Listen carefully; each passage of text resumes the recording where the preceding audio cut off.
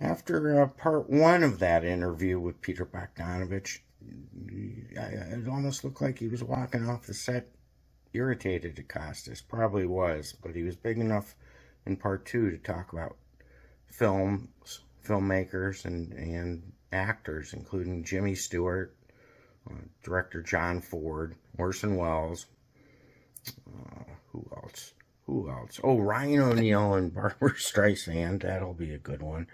And then Cary Grant, Bringing Up Baby, and talking about the importance of that great film. And if any of you youngsters that don't watch black and white movies have not seen Cary Grant and Bringing Up Baby with Katharine Hepburn, you should. Check it out. If you get nothing else out of this, Bringing Up Baby. Peter Bogdanovich joins us for a second consecutive night. We hit on a number of topics last night, and now we move on, actually going back for just a second to the last picture show. It's interesting to me, you, such a lifelong fan of Jimmy Stewart's and of many of the directors who had worked with him, you came that close to getting him for the role of Sam in the last picture show, which ultimately won Ben Johnson an Academy Award. Yeah. But I didn't really approach Jimmy with that. I thought about approaching him with it, and I knew him, and we talked then later about doing another picture. But at a certain point, I decided that Jimmy would be wrong in the picture because he was so famous that suddenly in this small town, you go in the pool hall and there's Jimmy Stewart. That's what happens with stars. You have to be careful sometimes when you're making a picture with a star that he doesn't suddenly throw the whole thing off. And I think he would have in that case, though. I love Jimmy Stewart. He's a great actor. Wasn't Ben Johnson a favorite of John Ford? He was a big star, a big regular for John Ford. Ford kind of discovered him, put him into pictures, and it was because of Ford that I got Ben into the picture, because Ben Johnson kept saying he didn't want to do the picture because there was too many dirty words, Pete. And I finally convinced him. Actually, Ford convinced him to do it. You know. Gee, I mean, what do you want to do? You don't just want to be Duke's sidekick all your life, Ben? I mean, gee, Pete's got a good, good script there. I mean, why don't you do it? You know. Finally did it. Two pictures now, the last picture show, obviously, and Texasville, which is coming out this weekend, based on Larry McMurtry novels. But Ford told you at one time, I don't like to make a movie based on a long, but I'd rather take a short story and kind of expand it because novels, by definition, are too wordy. And a good movie is about action. The less said, the better. Am I doing justice to what he said, or is that too simple? It's sort of he was talking about he likes to take a short story and expand it rather than take a novel and condense it. But he did both. And usually with the older directors, you had to take it a little bit with a grain of salt because they'll make sweeping statements and then you find out that they did the thing that they were saying you shouldn't do. So it's like story Orson Welles told me about one time he met Houdini. And he says, Houdini said to him now, he was a young boy, went backstage to meet, his father took him backstage to meet Houdini. And greatest magician ever known. Sure. And he said to Orson, I'll give you a great piece of advice. Never do a trick unless you have rehearsed it 1,000 times. The door opened and the guy said, hey, Harry, I got a good one for you for the new show today. He says, fine, I'll put it in the afternoon show. The last meeting between John Ford and Howard Hawks is something you wrote about. Oh, well, that was kind of touching. You know, Ford was only 1 year or 2 years older than Hawks, but Hawks was in such awe of him that it was kind of charming to see them together, because Hawks was like a kid and Ford was, still the master. I remember he was clearly dying, and I remember as I came into the room, he was just kind of putting himself in position with his cigar, and it was like he was getting ready to meet Howard and me for the last time, and there was something that I wasn't supposed to see, that slight adjustment. It was kind of very vulnerable. Howard told me that after we all left, and he actually went back to see him again, and he said, well, goodbye, Jack, and Ford said, goodbye, Howard. I mean, really goodbye. And Hawks said, "Really, goodbye, Jack?" He said, "Yeah." And it was touching. Hawks idolized Ford, although he himself achieved nearly the stature. Hawks idolized Ford. Hawks makes Red River, a movie so much like Ford's work that some people confused it as a John Ford film. Yes. So should... You know that story that people would... Hawks told me, he says, you know, people would come up to Ford and say, "Mr. Ford, we loved Red River." And Jack would say, "Thank you very much." Well, that's quicker than going through a long make explanation. So should you have been troubled at all if people sneered and said, "Hey, what's up, Doc?" except a knockoff of Bringing Up Baby? No, I gave them that ammunition because I said when we made it, "Oh, well, this is inspired by Bringing Up Baby." It was. Oh, you said that yourself? Oh, I did. Oh, okay. I said it flat out. In fact, and the reviewers would say, one reviewer got it wrong and said, "This picture's obviously based on Bringing Up Father." And, oh yeah, but you know, one of the reasons I made such a point of it, because it really was inspired by Bringing Up Baby, but except for 2 or 3 jokes in the central situation, it's not really like that picture at all. But the reason I said it was because, you know, Howard was getting on at that point, and I wanted him to get all the credit, you know? I mean, he was an older man, and here was I, a young kid making pictures, and he was on the way out, and I was on the way in. I felt, you know, give him as many tips of the hat as possible. The one thing that Hawks had going for him in Bringing Up Baby, he had Cary Grant. And with all due respect, Katharine Hepburn. And with all due respect to Ryan O'Neal, there's only one Cary Grant. I know. You know, there's a funny story about that, because I asked Howard to read the script. I said, "Well, you know, we took some things from Bringing Up Baby. Would you read it and tell me what you think of it?" And so the first day of rehearsal at Warner Brothers, I'm on the stage with Ryan and Barbara and everybody, and we're reading it, and the phone rings. The assistant director comes in and says, "Howard Hawks is on the phone from Palm Springs." Everybody goes, "Whoa, hey." So I go over and take it aside, and I say, "Hi, Howard, how are you?" He says, "Peter?" "Yeah." "Well, I read the script. Well, what'd you think?" "Well, you didn't steal the leopard." I said, "Well, no, I couldn't steal the leopard, Howard." And I said, "No, I guess you couldn't." "Well, you didn't steal the dinosaur." I said, "Well, I couldn't steal the dinosaur, Howard." He said, "No, I guess you could." "Well, who have you got in it?" I said, "Barbara Streisand and Ryan O'Neal. I mean, they're not Cary Grant and Katharine Hepburn, but you're damn right they're not." I said, he said, "Well, just don't let them be cute, and you'll be all right." And, you know, that ringing in my ear was very helpful. The story of your life, at least up until your early 30s, is the story of a kid who gets to do what his idols did. A 10 or 11-year-old kid virtually living at the movies, seeing classic motion pictures a dozen times before he was even a teenager, making notes on them, being a precocious writer for Esquire magazine and other publications, writing profiles of legendary film stars and directors, and then the next thing you know, you find yourself working with some of these people, or at least being confidants. If you didn't work with them, you were a confidant of some of these folks. Well, it was the most extraordinary apprenticeship, or I put myself through a kind of college, film school of my own, by really asking a lot of questions. And I looked up most of these people, the directors like John Ford or Orson Welles or Leo McCarey or Howard Hawks or Fritz Lang or Joseph von Sternberg, because I wanted to meet them, because I was an admirer of their work, but probably just as important, I wanted to ask them a lot of questions so that I could learn how to make pictures.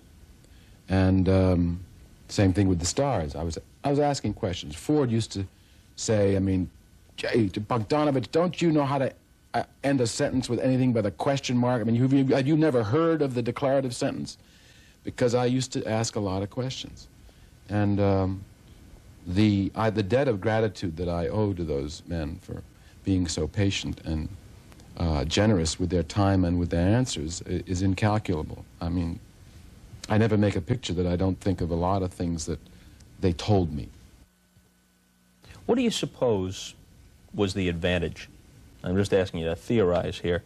The advantage to being a filmmaker whose early life's experiences were shaped before there was any film to speak of? Yeah, there were early silent films, but before film was a pervasive element in Americans' lives, John Ford was an adult. Yes, I think it brought a greater diversity and richness to movies because, I mean, for example, you take Leo McCarey, who was the director who brought together Laurel and Hardy and directed such great films as The Awful Truth, which made Cary Grant a star. Well, Leo McCarey, you know, was educated to be a lawyer. He didn't have any idea he was going to be a picture maker. He told me, he said, you know, I was a lousy lawyer, and I was too young and too good looking, and nobody trusted me, and I couldn't get a job. And so he finally, you know, somehow got into the picture business as a script, as he said, I got into the picture business as a script girl, you know, and so became a director. So this extraordinary diversity among the early pioneers of pictures was because, just for that very reason, they weren't born and said, oh, gee, I want to be a picture maker, and then all of their life is channeled in that way. They had diverse interests. And then, you know, there's a funny story about Leo McCarey and John Ford. McCarey made his first picture at Universal, and he was very unhappy. He was sitting outside waiting to show it to the executives. John Ford comes walking by. He said, what's the matter, Leo? He said, oh, I just made my first picture, and it's no good, and I got to show it to the executives. And Ford said, oh, that's too bad. Well, I just made that one that was pretty good. Why don't you run mine and tell them you made it? And McCarey said that he always regretted that he didn't do it because he said that's the perfect way to start in the picture business, with a touch of larceny. You once wrote, I believe it was in a tribute to John Ford, all great directors are great actors first. Literally on screen, or in the more general sense, on the stage of life? Yeah, I think more in the stage of life. You know, the great American director, first great American director, D.W. Griffith, whom I never met, of course, was an actor first, and the few people who I've talked to who worked with him, Lillian Gish, said that he had this extraordinary voice of an actor, and that's how he coaxed those performances. And I've done that. It's a wonderful thing that you can do. Is if you have a dramatic scene and the actors don't have to say anything, it's just reacting in a close-up. You talk them through the performance. It's a wonderful thing that they were able to do in silent pictures, and that's what he used to do. He'd almost hypnotize the actors. Orson Welles cast you and John Huston in a picture. Yeah. So you acted for Orson Welles. Now, again, as the scholar and as the kid infatuated by the movies, how self-conscious were you in that situation? Orson was an extraordinary director on many levels, but particularly of actors. And one of the things he did better than anybody is he relaxed you. I mean, the first day I got there to work, I mean, he did so much to relax me that it looked like we weren't even going to shoot. I mean, we were sitting, and we went over the costumes, and we talked, and we chatted, and I said, don't you want to shoot? No, no, no, no, I don't want to make you nervous. Let's just talk. And then when you get in front of the camera, he makes you feel that anything you do is okay. You're not going to do anything wrong. The idea of doing something wrong doesn't exist. It's just could be a little better or could be a little different. So you don't have a feeling, I never had a feeling with him that I was under any kind of pressure to do anything, except just do it however I thought would be the best way to do it, or follow his direction as best I could. Henry Jaglom was here one time, and he took exception, strong exception, to the popularly held notion about Orson Welles that here was this guy who made arguably the greatest American film ever when he was still in his 20s, did the whole thing, wrote it, starred in it, directed it, and everything he did subsequent to that was a come down. And so this guy basically descended from a mountain step by step from age 25 or 26 until the day he died. He took tremendous exception to that and said that Citizen Kane was such a benchmark that a lot of other quality work done by Welles was just cast aside and has been forgotten. Was he just being kind to Welles, or is that true? No, I think that's true. Orson was terribly hampered by that early success and notoriety, and several other things that happened to him, bad luck in his life, made it so that a lot of people thought that was the only movie he made, because most of his subsequent work received no big attention except in, you know, film circles. You know, Othello won the grand prize in Venice, and Chimes at Midnight won this and that, and the French thought Touch of Evil was the greatest thriller ever made. I mean, so he was appreciated, but in his own country, probably least of all. And yeah, I think that was pretty unfair, but that was the way it went. To what extent did any professional mistakes you might have made and personal reversals in your life, to what extent have they humbled you and changed your approach to your work? Oh boy, you got an hour or two? I don't know how to answer that one short. I just feel I'm a different person than I was 20 years ago when we made the first one. I can't analyze. I'm not really that self-aware that I can give you a big rundown on it. First of all, I've made more pictures. So having, you know, struck out and made mistakes and so on, hopefully you get better, you learn from your mistakes. I mean, for example, I couldn't have made Texasville 20 years ago. It's a more difficult picture to make than the first one, just simply technically. And in terms of the kind of emotions, the up and down thing that it deals with, really is a more difficult picture in many ways. So I think that I can look back as I'm making a picture today and say, well, I made that mistake on that one. Let's not do that again. We screwed this up over here. Let's not do that. Let's learn from those mistakes and from other people's mistakes. So I think the experience has made me better picture maker. The life experience hopefully deepens what you're doing. I mean, everybody has tough times. Everybody has tragedies of some kind or another. And, you know, hopefully they make you better at what you do rather than worse. It's a delicate line. It can kill you, too. Any filmmaker has to have a little bit of nervousness before the premiere of any of his pictures. You wonder how the public will react, how the critics will react. But is that feeling more acute in your case now because it's been a while since you've had one that's hit on both cylinders, where it's been critically well accepted and a financial success? Does more hinge on it now for you? Well, I try not to think about those things. And of course it would be very important. I mean, of course it'd be great if the picture's accepted by the public and the critics. You know, it's very gratifying if that happens. But I feel proud that we made a good picture. I feel that the actors and I worked very hard, and the producers, everybody. Really, it was more a team effort than any picture I've ever made. I mean, I said to the cast, you know, anytime you have an idea of a line that we should put back in that was dropped out or whatever you want to do, talk to me. Let's talk about it. So it was really a team effort, and I feel good about the picture. Acceptance is very important. We make pictures for the public, for you, for everybody to see it. So the more people like it, the happier we are. And it's important to have a success because it means you can make more pictures. But luckily, I have my next job. We're in the middle of production on a new picture with Richard Pryor and Gene Wilder, and so at least I know I can make this one next. Hopefully they'll let me make some more after that. You know, a continuity of work is what counts in the picture business, and there was a period in the early 70s where I made one picture after another, and I felt I was a professional picture maker, and I made one after the other, and that was what I did. And then at a certain point, I kind of got fed up with it. Actually, I got fed up with it twice, and for various reasons. And I decided not to make pictures for quite a long time, and then did fitfully make them. But I feel in a totally different place now, and I want to make one after the other. More than I ever did. I feel like to kind of make up for lost time. And I feel if you aren't a temperamental jerk and you don't alienate everybody and you make a picture at a reasonable cost and bring it in on time and it turns out to be a respectable piece of work, you'll keep on working even if it isn't a gigantic hit or even sometimes if it's a failure. It's a question of the continuity.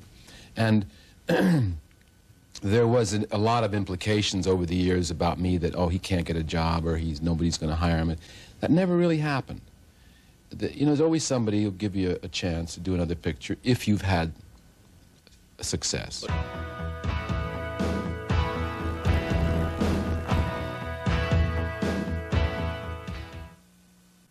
Our thanks to Peter Bogdanovich for these 2 consecutive nights. Texasville opens this weekend. Good luck with it. Thanks so much, Bob. Thank you very much.